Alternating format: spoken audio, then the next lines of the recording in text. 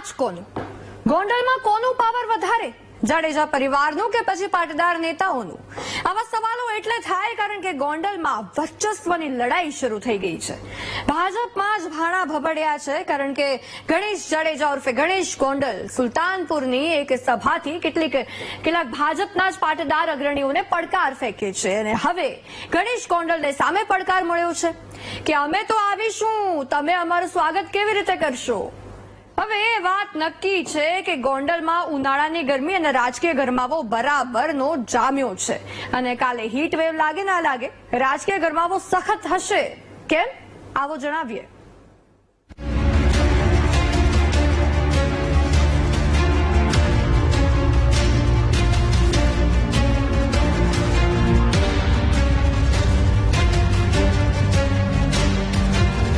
ઘણા સમયથી એક તો અલ્પેશ કથિરિયા જે રીતે બેફામ નિવેદન આપે છે તો એને હું જાહેર મંચ ઉપરથી સુલતાનપુરની ધરતી ઉપરથી કહેવા માંગુ છું કે ભાઈ તારી ઉપર 14 પાટીદાર સમાજના દીકરાના મૃત્યુના આરોપની પાપના પોટલા છે એ પેલા ધોઈ નાખ, સારા કર્મ કરી નાખ, પછી ગોંડલની ધરતી તારી રાહ જોવે.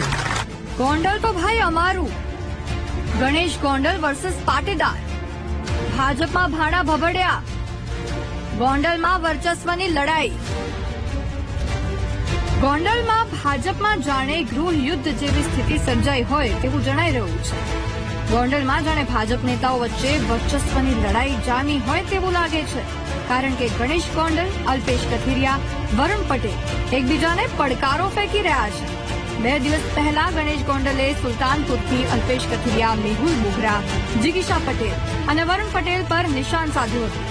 200-500 કિલોમીટર દૂરથી નિવેદનબાજી કરવા કરતા ગોંડલમાં આવવા પડકાર ફેંક્યો હતો. હવે આ વિવાદનો મતપૂડો છંછેડાયો છે. ગણેશ ગોંડલે સભામાં પડકાર ફેંક્યો અને હવે વરુણ પટેલે જવાબ આપ્યો છે.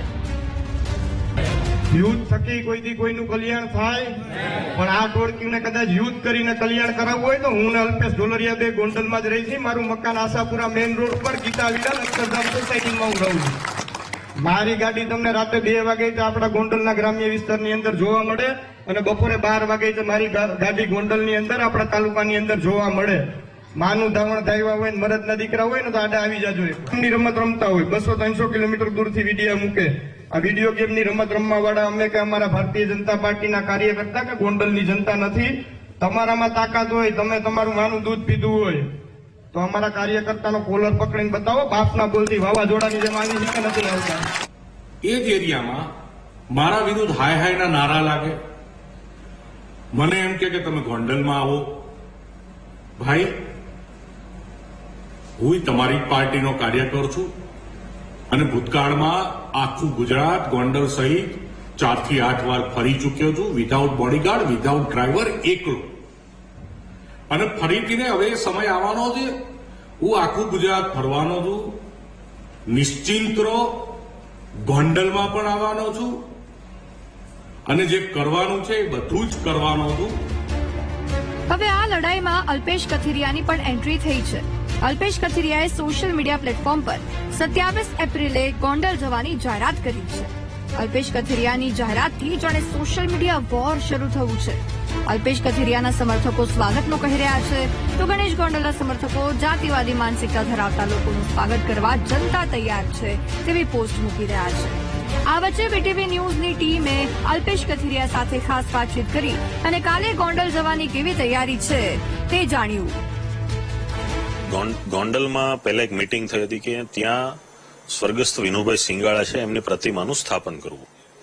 એના સમર્થનમાં એ પછીની બીજી મીટિંગ સુરત શહેરમાં હતી. એ મીટિંગ પછી એને શું થયું કે એમણે બીજે જ દિવસે સુલતાનપુરમાં પોતાના માણસો ભેગા કરીને જાહેર સભા કરીને એમાં ન બોલવાનું બોલ્યા અને એમાં જ એણે વાત કરી હતી કે ગોંડલમાં તમે આવો એટલે અમે ગોંડલ જઈએ છીએ.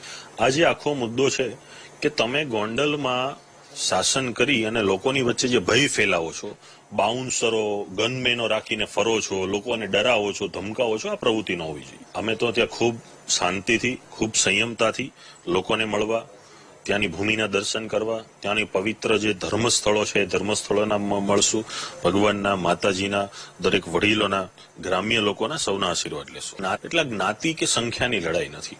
એ તો છે જ કે ત્યાં 1.25 લાખની સમાજની વસ્તી છે તો સમાજનું પ્રતિનિધિત્વ મળવું જોઈએ એ અલગ માંગ છે. પણ હાલ જે વાત છે કે તમે જે સમાજ જે લોકો જે 18 વર્ણના મત લઈને જીતો છો ને પછી એના પર જ તમે જો હુકમી બાઉન્સર લઈને ધમકાવવા, ગામોમાં જઈને મજા આવે એમ બોલવું, પોતાની પેઢી સાબિત કરવી, એ વસ્તુ ના હોય. એટલે એ વાત તો નક્કી છે કે ભાઈ આવતીકાલનો સૂરજ ગોંડલની ભૂમિ માટે અલગ હશે. એક તરફ ઉનાળાની ગરમી અને બીજી તરફ રાજકીય ગરમાવો પણ જામશે, તેમાં શંકાને સ્થાન નથી. હવે સૌ કોઈની નજર એના પર રહેશે કે ગોંડલમાં આ વર્ચસ્વ યુદ્ધમાં કોનો વિજય થાય છે. Bureau report, VTV news.